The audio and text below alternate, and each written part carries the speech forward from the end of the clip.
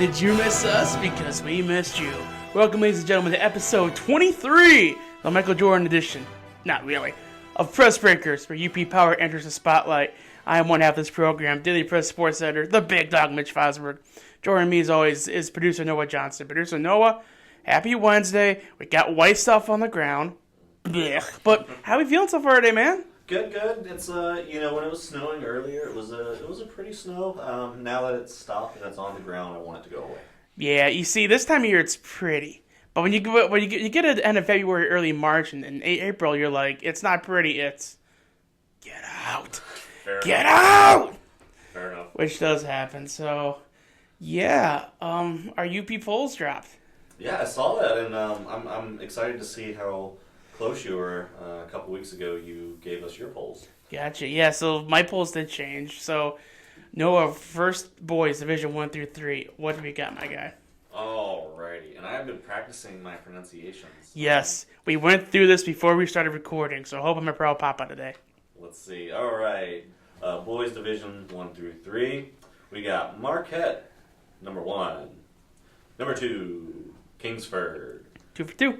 Number 3, Ishming Westwood. There you go. I was worried about that one. Number 4, Iron Mountain. And number 5, Nagani. All right. And then we did have 2 others get some votes. So honorable mentions, I guess. Munising and Houghton. Awesome. Yeah, you said it right. So, yeah, so the poll I put in, the top 4 was right. I just had Munising over Nagani. I think the top 4 are locks in the poll the entire year. Outside of those 4, the 5th spot, you could wrestle around with. Depends on what your preference is. I think all 3 kind of have a case to be the number 5 spot. I thought out of the gate it was Munising. Everyone else felt it was Nagani. And I can't disagree with that. But honestly, it makes sense. Yeah, I think Marquette is just that team in the UP. Kingsford's got a chance they shoot hot the second time they play. But, I mean, Marquette's big 3 of Jacob McPhee, Jackson Jeremiah, and Kyler Sager. There's no better combination of 3 players in the UP, in my opinion. And, yeah, I mean, this all is fair and it all makes sense. Well, that was Division 1 through 3, but let's check out Division 4. Yeah. Number 1, we've got Forest Park. Number 2, Dollar Bay. Number 3, Pickford. Number 4, Norway. Number 5, North Central. And then we got a few honorable mentions: North Dickinson, Baraga, Hannibal, and Lots. Yeah, I can't argue the top 2 at all. Forest Park, by far, best D4 team in the UP. They're like number 4 in the state in total right now. Not just UP, but number 4 in the state. The first rankings just came out. Oh, wow. Dollar Bay, the only team they lost to was Forest Park. So, again, you can't argue that. Pickford, a 3, surprised me a tad. Just because I don't know the whole much about them and what I've heard so far, it's still some question marks, right. Exactly what they are. So 3 doesn't surprise me. Norway, North Central tied at 4. It was a 1-point game first time they played. Norway's getting votes into the top hole. So was Dollar Bay, and so was North Dickinson. Which so Forest Park, all the first place votes, 30. Dollar Bay, 23 points at second. Pickford had 9. Norway had 7. North Central had 7. North Dickinson had 6. Baraga had 6. Hannibal and Lance had 1. The one from Hannibal was, it was me. Oh, how about that? It was me. I just didn't have Pickford in there. But, yeah, that kind of shows you, like, Forest Park, Dollar Bay, bit of a gap, but then, like, a 6-way fight in D4, which, hey, only one of these teams is going to make it over the bridge to go to the Final Four in East Lansing. My money right now is Forest Park because they were on that stage last year. Then Johnny Ingles from St. Agnes just said, "Oh, my Gatorade," and dropped 40-something points on them. Got pulled from the game with 1,998 career points. So, yeah, the D4 boys, it's going to be interesting to say the least how this all shakes out. And moving right along, we're going to move to the girls, Division 1 through 3. Number 1, we've got Nagani. Number 2, Gladstone. Number 3, Houghton. Number 4, Sault Ste. Marie. Number 5, Calumet. And honorable mention, Ishmael. Yeah, so the top two, again, kind of like with boys D4 and boys D1 through 3. No surprise. Nagani, 29 points in the poll. Gladstone, 25. Gladstone's one first place vote. Oh, guess what? Me. Yeah. Again. Look, I've talked to people outside of Gladstone's program, and I asked them flat out what they think about that matchup, because Gladstone and Nagani, same conference, Mid-Peninsula Conference, and they got to play in the district. So we're talking not 2, but 3 rounds with these teams. And this is why I go with Gladstone over Nagani right now, just because for one reason. Last year with Nagani, you had Ella Mason, who was Miss Basketball in the UP. Averaged like 22 points a game, but is now Michigan Tech. That was her star power. That's kind of what evened out Lily Johnson. After that, Nagani's team at that point was further off than Gladstone. Now here we are this year. Lily's star power stayed. Gladstone runs about 7-8 deep still. I think Nagani right now, team-wise, might be clicking a little better. But they don't quite have that star power, mind you, like they did last year. So Lily's star power kind of helps out in that regard to kind of make it more of an even matchup, which I think it is.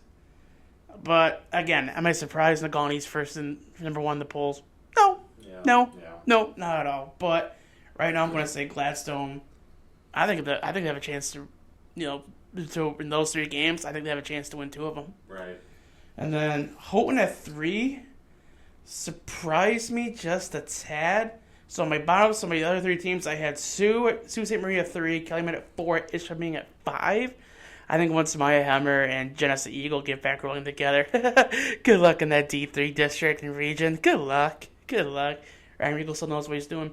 I just think Houghton's a year away from really being what they can be. Julie Philippus, I think one of the most underrated coaches in the UP. The catch for them this year, 1 senior, rest are juniors, a couple sophomores sprinkled in. Now Eva Gerard's also one of not the best centers in the UP, but give them 1 more year, it's going to be a problem. I just think them at 3, in my personal opinion, is a little premature. Even though they've held with Nagani, they held with Gladstone, even though Gladstone shot poorly. Is Houghton a bad team? No, absolutely not. They are good. I was just a little surprised to see them at 3 over Sioux. That was my thing. But, again, do we disagree with some people in the vote in this process? Yes, but this country was also founded on a series of disagreements. So, it's only natural, right? It's only natural. All right, Big Dog. I appreciate that. That was Division 1 through 3. And wrapping it up here on the poll, we've got Girls Division 4. Number 1, we got St. Ignace. Number 2, Ewan Trout Creek. I said Lake earlier. Don't know why. Lake Linden Hubble at number 3. Munising at 4 and 5. We've got Lots. And honorable mention, Baraga and Newberry. Yeah, and also, this is exactly how I sent my poll to. Exactly how I sent it in this order. St. Iggy, ETC, Lake Linden Hubble, Munising, Lance. Now, Ewan Trout Creek brought everybody back from a sophomore loaded team last year. Team had no juniors, no seniors. That made a regional title game and lost to Ishpeming. Which nobody beat Ishpeming in March. No shame in that. St. Ignace, by the sounds of it, is the last hurrah for the legendary Ingles family, coaching with Doreen and Doug as their assistant. Sounds like it's the last hurrah. That's the rumor going around. Lake Linden Hubble's still really good. Munising apparently has a freshman that's legit out of this world. And Lance, according to some people I've talked to, is the deep sleeper in D4. They got some freshmen that are credible. They still got a stud senior. This is just what I'm hearing.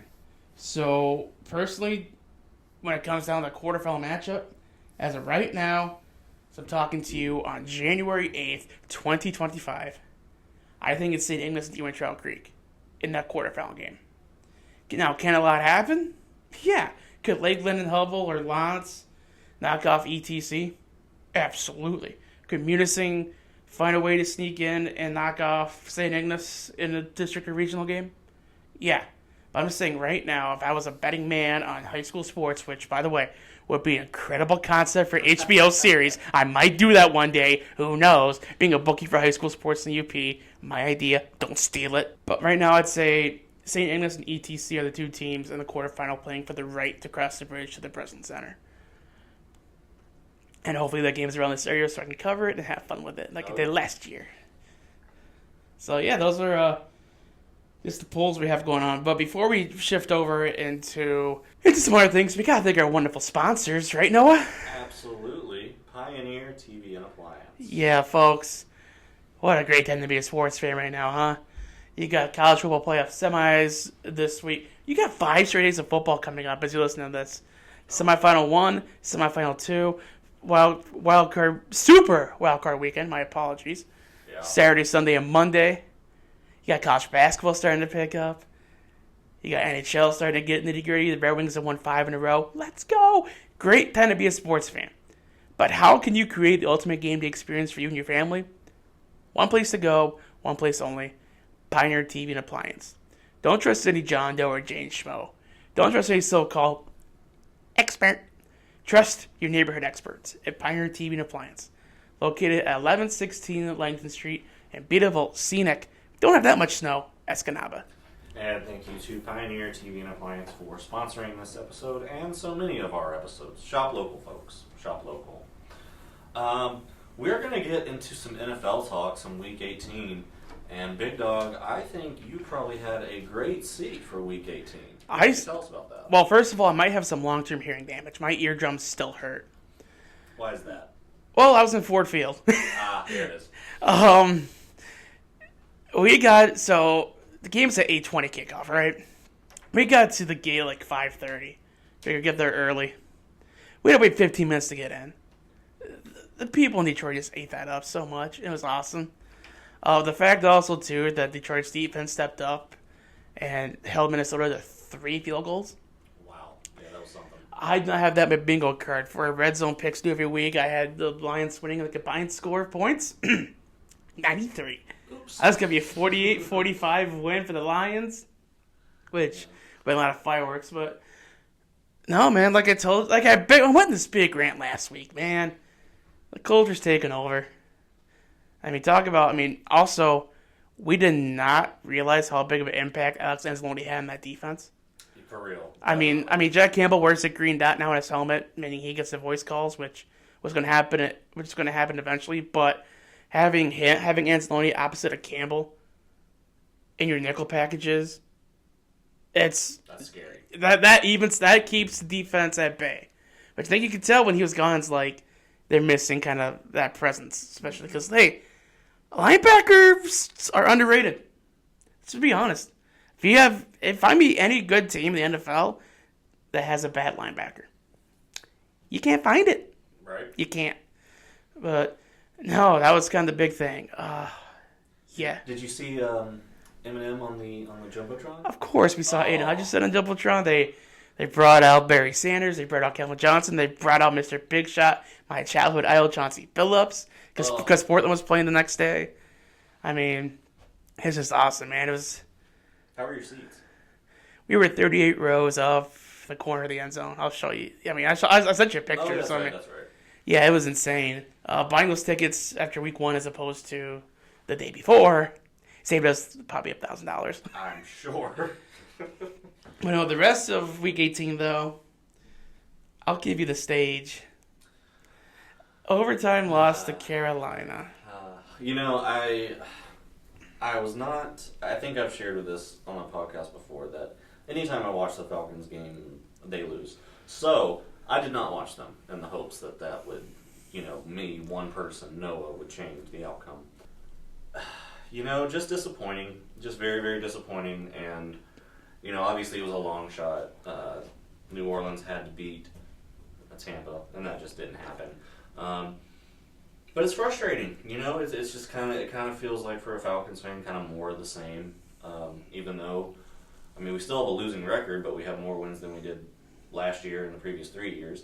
But yeah, it was a rough one to swallow. But at some point, it's a horrible division, and you got to tip your cap to Baker and the Bucks.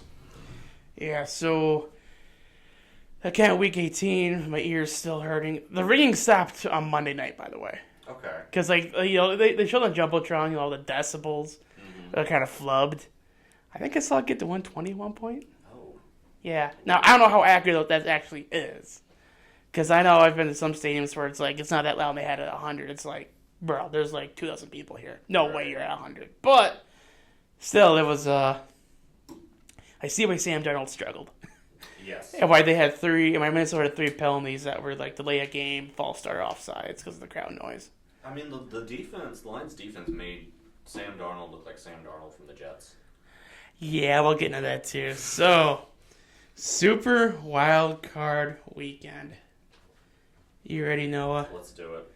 Okay, first game. Chargers at the Texans. Noah, who do you like and why? I like the Chargers. And I think, that Harbaugh's had a great season. He's got a great chemistry with Herbert in that offense. I think Houston, they kind of had their ups and downs. Still in their division. But I like LA here. I like their offense. Give me Chargers 31-20.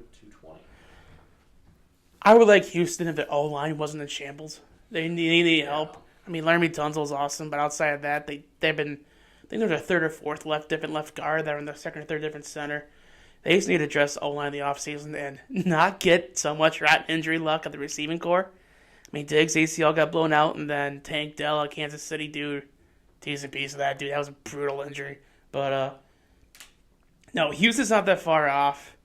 I just think Joey Bosa and Khalil Mack caused too many problems, so I like the Chargers here 28-20. And then, jeez. Do we have to talk about Ravens Steelers? I think we do, dude. All right, you go first. I'm sad. It's at Baltimore.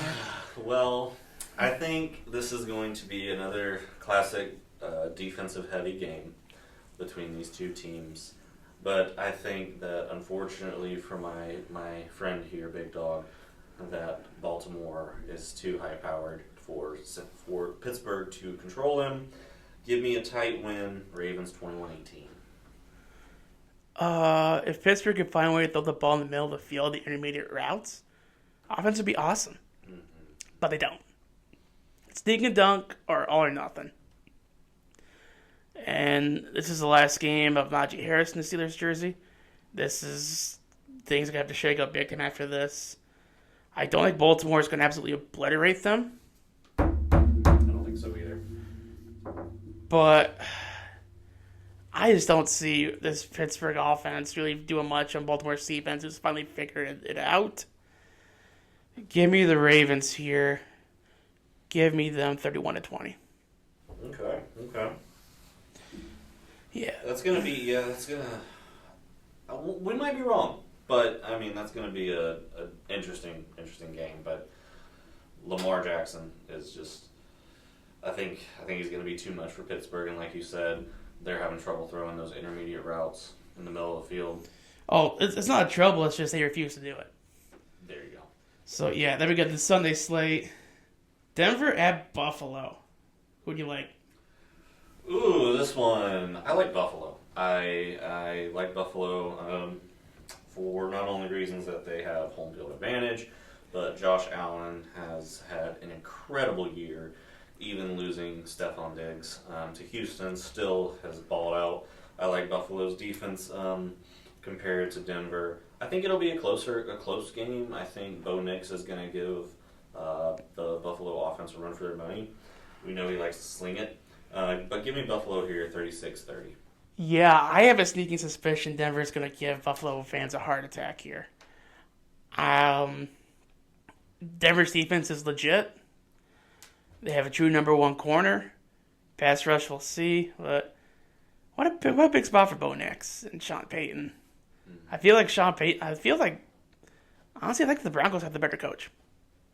If I'm being totally honest with you, between Sean Payton and Sean McDermott. And for that reason only.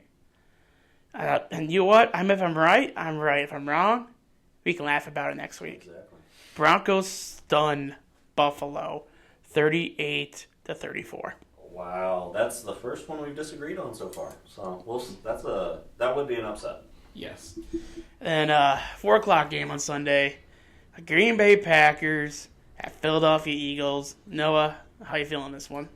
I gotta say, this one in the wild card, I think this one is, besides Steelers and Ravens, is probably the one I'm most excited for.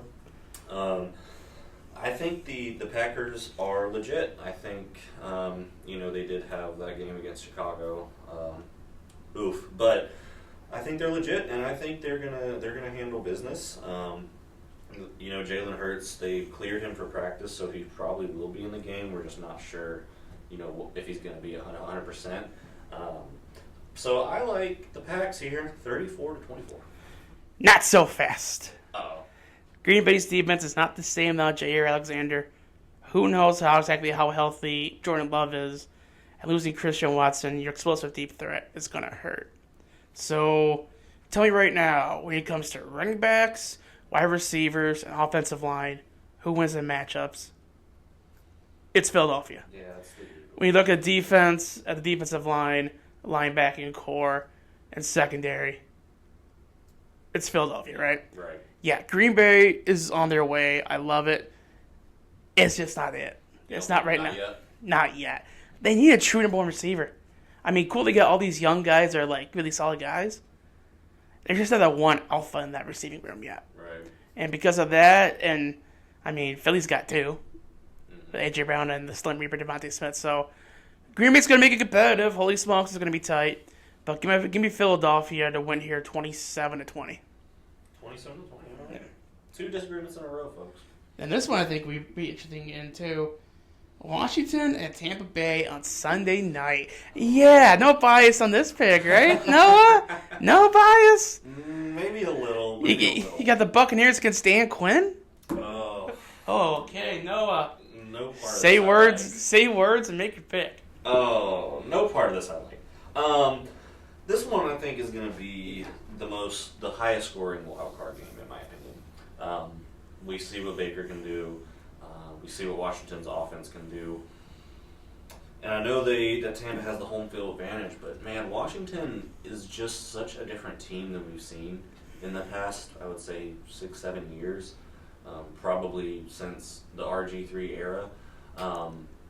So I'm gonna say it's a close one. It's a highly contested one, but I'm gonna take Washington here, 40-33. Yeah, Tampa smacked around Washington pretty good earlier in the year, didn't they? They did. They made Jane Daniels look like a rookie. Yep. Mike Evans is still a stud. Running back room's not bad. But in this stage of the careers right now, in a playoff environment, I want Baker Field over Jaden Daniels just because it's Jaden's first playoff game. Mm-hmm. So for that reason alone, I think Tampa's going to pull this one out. It's going to be a lot tighter than it was week 1, week 2. Give me Tampa Bay to win here 37-34. Okay, so we agree it's going to be a high offensive game. Yeah, I just feel Tampa right now is they're too better and heavy, and they've got division round last year. So I just feel like Tampa's like been there before, and Washington, it's got an uncharted territory on the road. It's it's gonna be tough. Yeah, Tampa's, if I remember, they've made it to the playoffs 5 years in a row now. Something like that. So yeah, they've got experience. Yeah, and they gave each other their money last year in that divisional round in Ford Field. They really did. Like Tampa's a team that could be sneaky in the NFC. Mm-hmm. Maybe. We'll see. But then finally the Monday night game, the Minnesota Vikings and LA Rams, which by the way, nothing was more of a middle finger to Vikings fans when everybody in Ford Field did the skull chant late in the fourth quarter. That was just awesome and gratifying. But, Noah, how you feeling this game's going to go between Vikings and Rams? Because, honestly, a Viking should beat a Ram, right? In real life, you would think. You would think. But on a football field, how do you think it's going to go? I think it's going to go just like it would in the real world. I think the Vikings are going to take this one. I think there's probably a lot of bitterness and frustration from getting pounced and clawed by the Lions. I think it's going to be a close one because, we've seen what the Rams have done. I believe they started 1-4 and turned it around with Stafford. And then you've got a great receiving core with Kua and Kupp. However, I think the Vikings are the better team, and that's why I'm taking the Vikings 27-20. So, fun fact, when Minnesota lost to Detroit earlier in the season, do you remember how the next game went? Minnesota's? Yes. I do not know. Thursday Night Football lost, kind of ugly, to the Los Angeles Rams. Son of it, you're right. Nah, and honestly, I like the Rams here, solely because, look, I'm a big fan of Colin Cowherd, or Uncle Colin, and he will not shut up about this Sam Darnold renaissance because he's a USC kid. But we saw last week on the biggest stage he's ever played on, last environment he's ever been on. Man, that was hard to watch. Watch him overthrow everything like that. So, how do you think he's going to respond in a playoff atmosphere again on the road?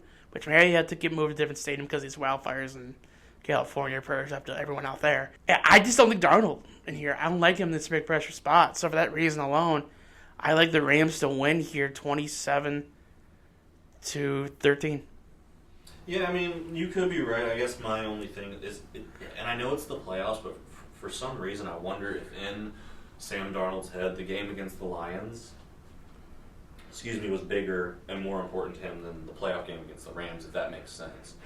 I understand why you would say that, but also at the same time, it's like, well, you had a playoff spot going into Detroit, but now your season and millions of dollars on the line for this one in particular. Fair. Well, that's the wild card weekend, man, and I'm so excited to sit on my couch and just enjoy every single one of these. I'm so excited to go 6-0 this week. I'm confident, right? You are.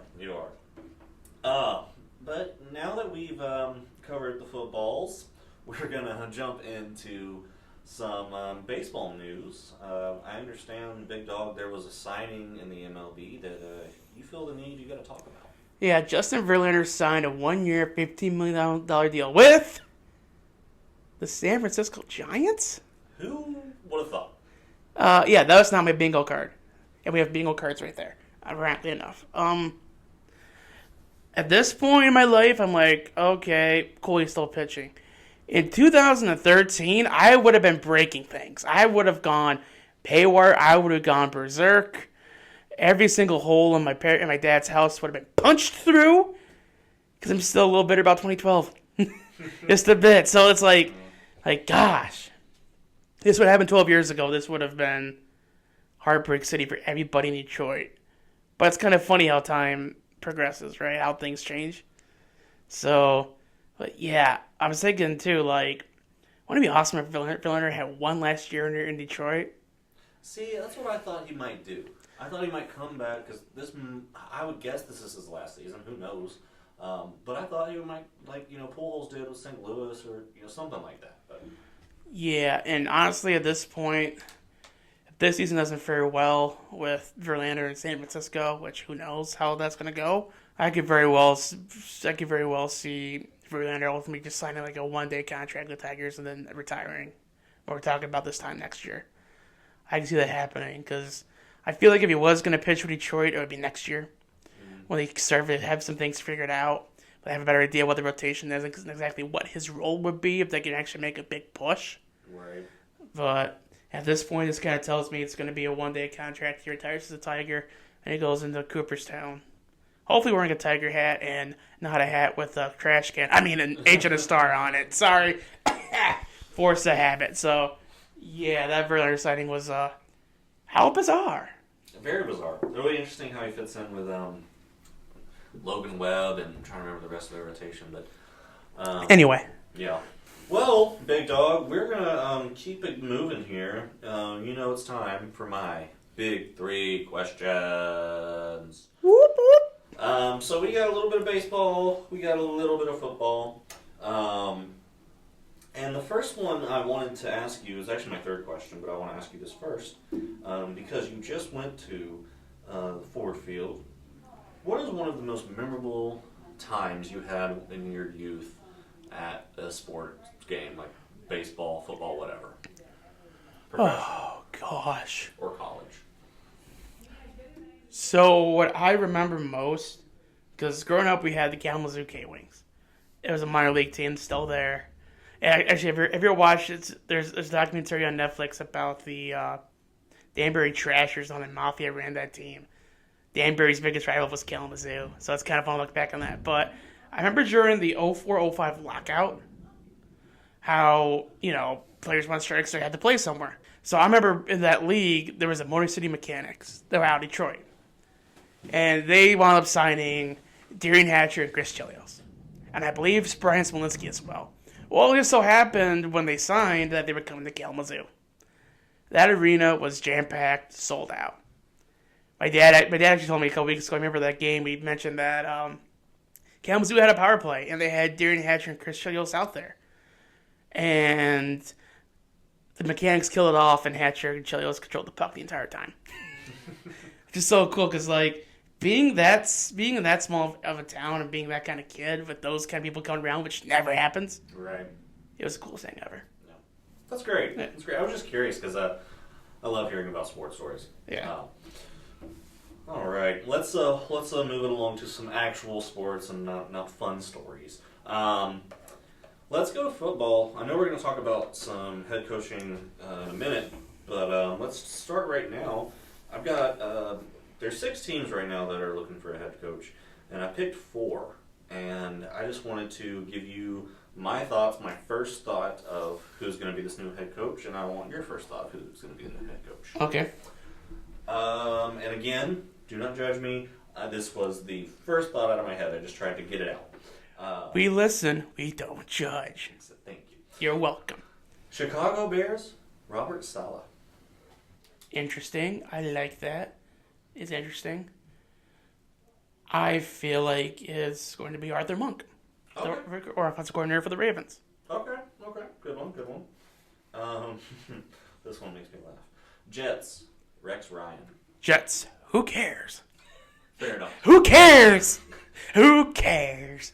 Did you see that Rex was interested in interviewing? Yes. That's wild. I love that. But still, who cares? All right. So who cares for the Jets? For Mitch, Raiders, Aaron Glenn. Mike Vrabel. It's because of the Brady connection. That's good. And they need a leader of men in there. Yeah. God, Aaron Glenn and Ben Johnson, both of those guys deserve a head coaching job. Just incredible. Patriots, I said Mike Vrabel.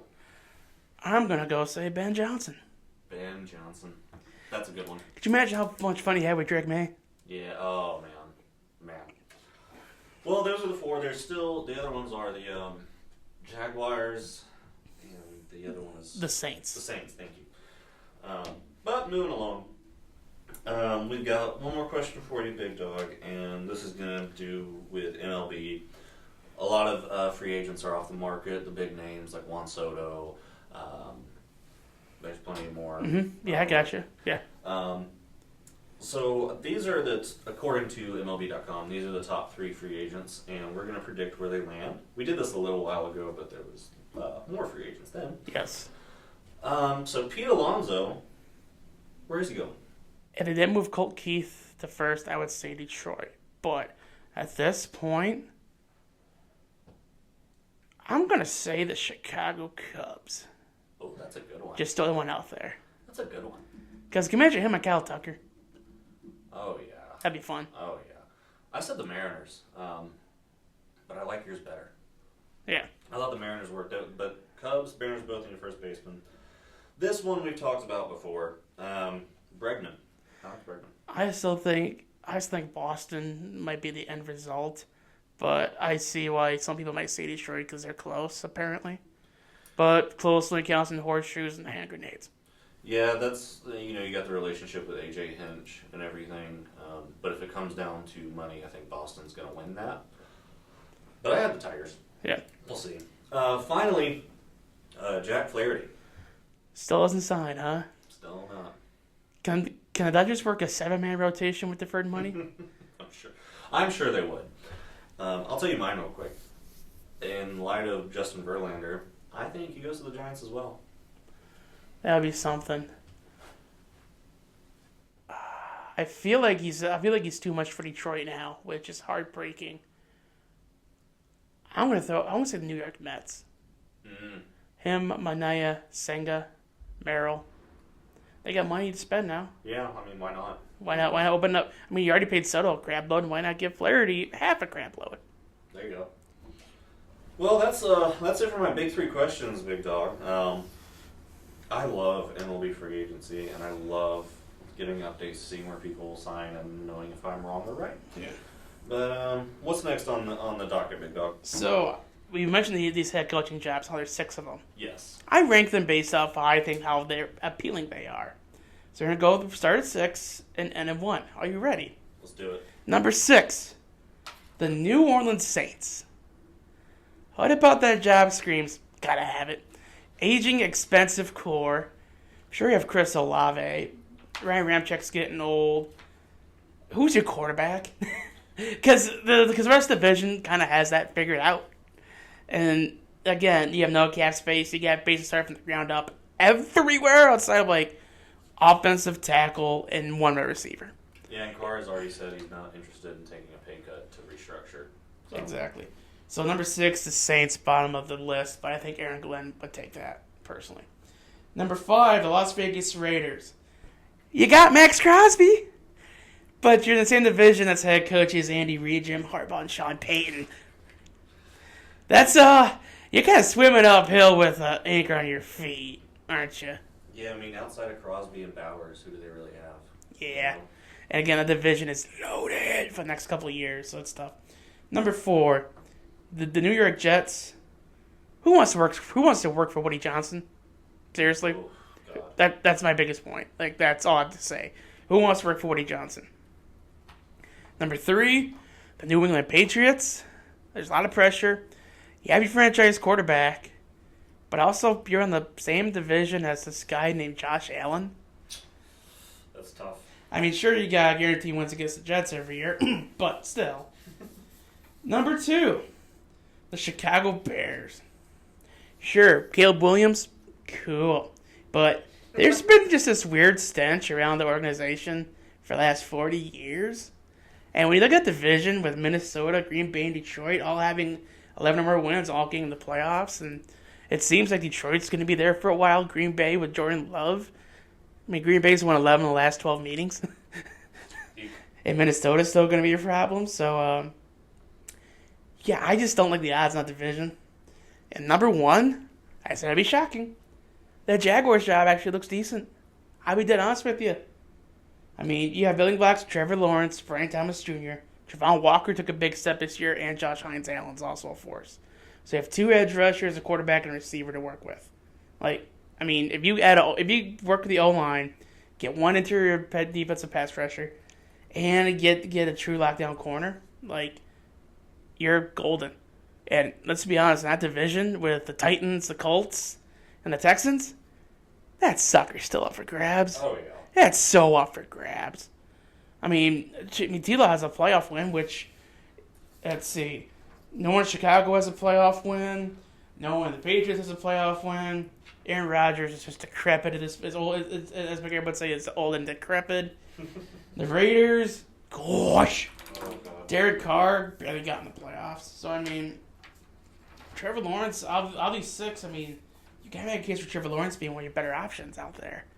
You know, I think you're right. When I was looking at this list, I was following along with you, and I think you're right. That's got to be the most appealing and most on the upward trajectory, if you will, is Jacksonville. Yeah. And, I mean, I get it, you're not working the quarterback with the rookie contract, but you have a quarterback.